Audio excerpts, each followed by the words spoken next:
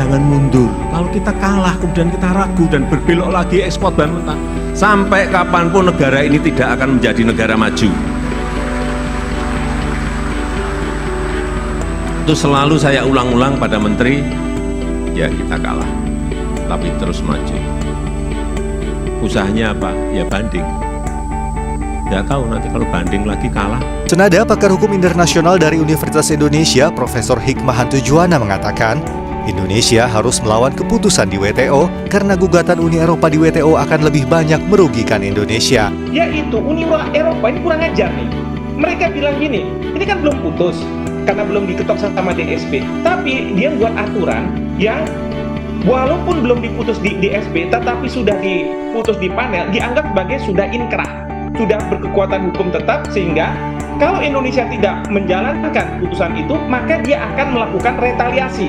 Dia akan serang kita, kayak Super 301 lah. Kalau Pak Bara kan pasti tahu kalau di Amerika itu Super 301 clause itu. Nah dia mau buat kayak begitu. Wah, saya bilang ini, kita harus lawan. Ya, saya setuju dengan Bapak Presiden. Kita harus lawan. Kita nggak ada mundur-mundurnya mengenai masalah ini. Demikian. Pemerintah Indonesia meminta Dana Moneter Internasional atau IMF tidak ikut campur soal kebijakan hilirisasi dan larangan ekspor biji nikel.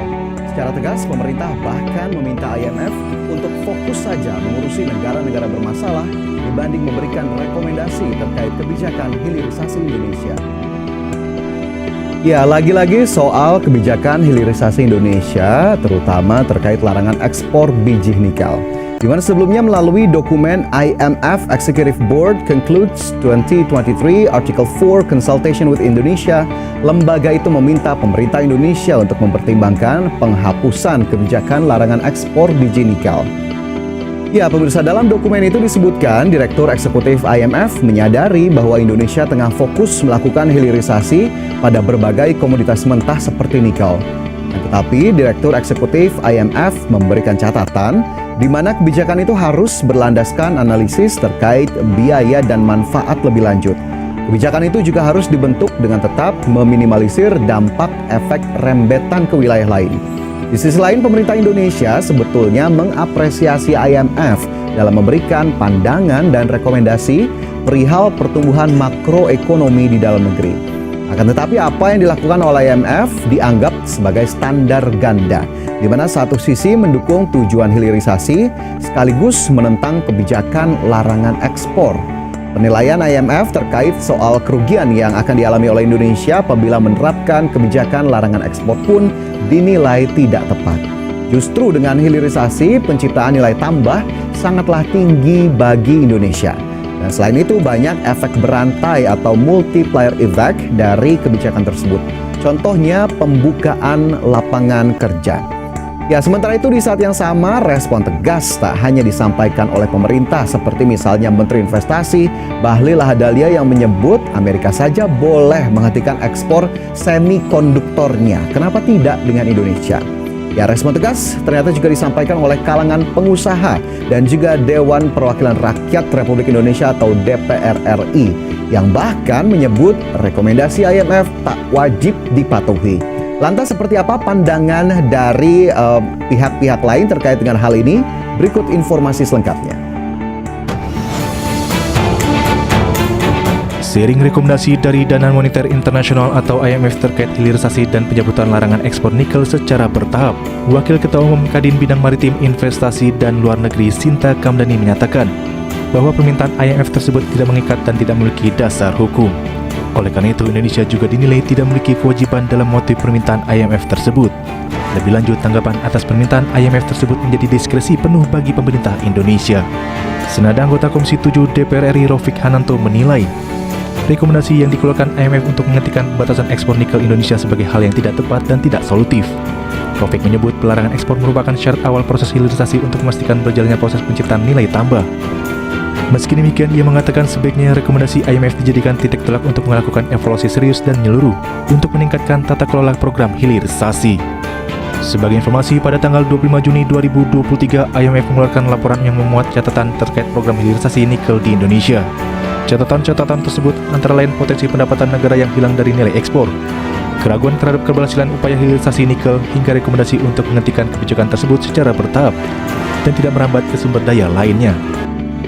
Ya, Kementerian Koordinator Kemaritiman dan Investasi juga merespons pernyataan IMF yang meminta Indonesia untuk mempertimbangkan penghapusan secara bertahap kebijakan larangan ekspor biji nikel.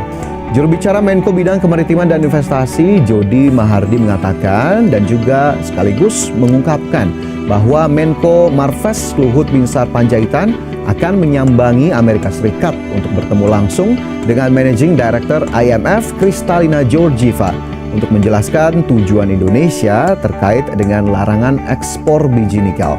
Pertemuan ini pun dinilai bisa menjadi kesempatan bagi Indonesia untuk menjalin dialog yang konstruktif dengan pihak IMF. Sementara itu, Himpunan Pengusaha Muda Indonesia atau HIPMI menilai kebijakan hilirisasi yang dijalankan pemerintah Indonesia sudah tepat. Pemerintah pun dinilai perlu berani dan siap menghadapi pihak asing yang kontra dengan kebijakan tersebut. HIPMI pun mendukung sikap tegas pemerintah yang menolak rekomendasi IMF untuk menghapus kebijakan larangan ekspor biji nikel. Kebijakan hilirisasi diyakini dapat mengerek pertumbuhan ekonomi nasional. Kinerja ekonomi yang positif seiring dengan penerapan kebijakan larangan ekspor bahan mentah tambang telah membuat adanya mungkin pihak-pihak asing yang terkesan kurang suka dengan langkah yang diambil Indonesia. Meski begitu, pemerintah diminta untuk tetap pada pendiriannya dan tak terpengaruh dengan pandangan pihak asing. HIPMI pun menilai lembaga sekaliber IMF seharusnya objektif dalam menghitung cost and benefit analysis dari sudut pandang pertumbuhan ekonomi Indonesia, tidak hanya mempertimbangkan dampaknya terhadap negara-negara lain. Ya, lebih lanjut, potensi penciptaan nilai tambah dari komoditas mentah terutama nikel ternyata memang cukup besar. Hal tersebut sejalan dengan tingginya jumlah cadangan nikel di Indonesia. Lantas seberapa besar sebetulnya cadangan nikel Indonesia? Berikut informasinya.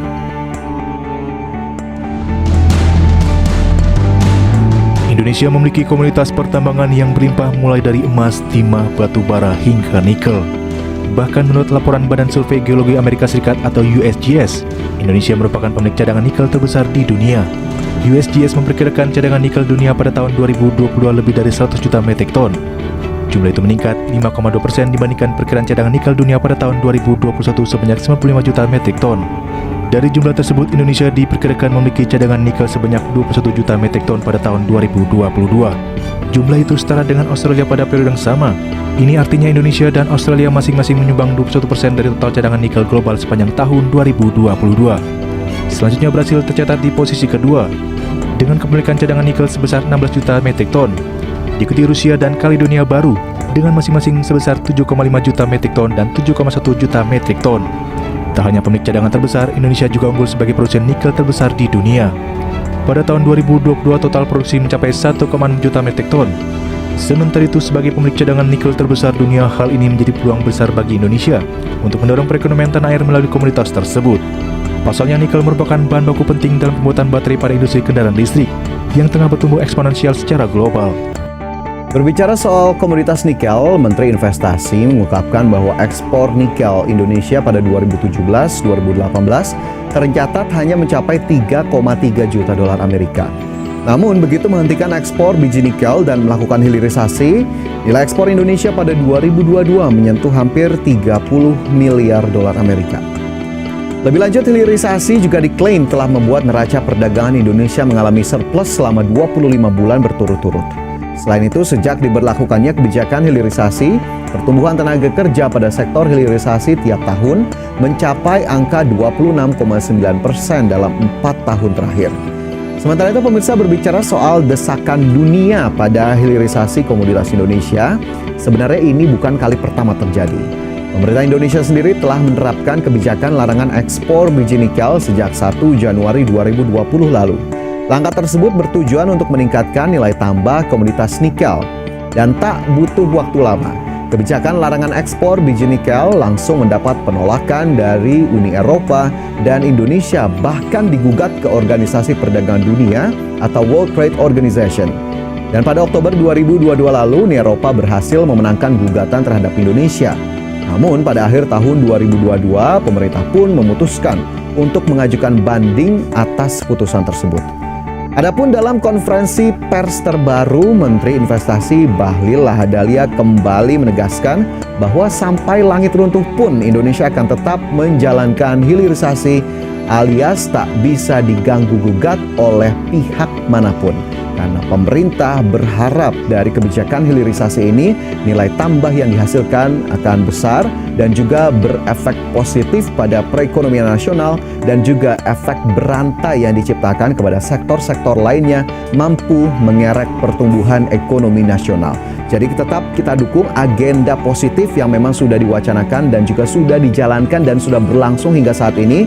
Meskipun rekomendasi IMF bisa saja kita jadikan tolak ukur untuk evaluasi sudah sejauh mana dan sudah sebaik mana kebijakan hilirisasi dijalankan oleh Indonesia. IMF kok kepo banget ya, sudah 3 tahun baru kali ini datang, kenapa nggak dari awal? Kalau bahasa kami para pengusaha, kenapa nggak dari 2 tahun 2020 pada saat kita digugat oleh WTO, kita kan di awal tahun 2020 kita digugat karena pelarangan ekspor. Nah, IMF di mana pada saat itu? Kenapa hadir dan mulai bercuap-cuap saat ini di saat Indonesia sudah melakukan yang namanya keberhasilan hilirisasi nikel. Ya, kalau kita lihat apa yang sudah terjadi untuk hilirisasi nikel, kalau terlalu berhasil malah over. Ulang-ulang kita sampaikan kebanyakan malah ya. Nah, mungkin sebagai data ya Mas Pras, sampai akhir Juni kemarin, ini udah bulan Juli ya. Di bulan Juni 2023 sudah ada 53 pabrik pengolahan pirometalurgi loh. Pabrik pengolahan pirometalurgi sudah ada 53 badan usaha dan itu berdiri 179 furnace. Banyak banget lah itu ya. 179 furnace ini menghasilkan yang namanya NPI, ferronikel sampai ke nickel matte. Bahkan di tahun 2023 ini sudah ada 4 pabrik pengolahan hidrometalurgi yang menghasilkan MHP, nikel sulfat, bahkan lagi mengolah untuk menuju ke prekursor. Ya, ujungnya kita punya baterai ya, mudah-mudahan.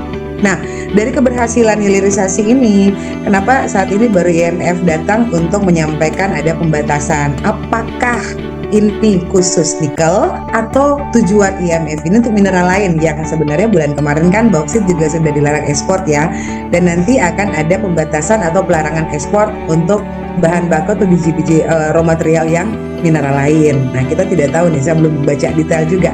Tapi kalau untuk nikel kayaknya nggak make sense deh. Kalau misalnya saat ini sudah kita berhasil, sudah banyak pabrik pengolahan, kemudian malah yang kita khawatir kita kurang nih cadangannya kalau terlalu banyak, terus nanti kita mau ekspor. Kayaknya ini nggak make sense banget ya. Gimana kita dukung dong hilirisasi di sini gitu.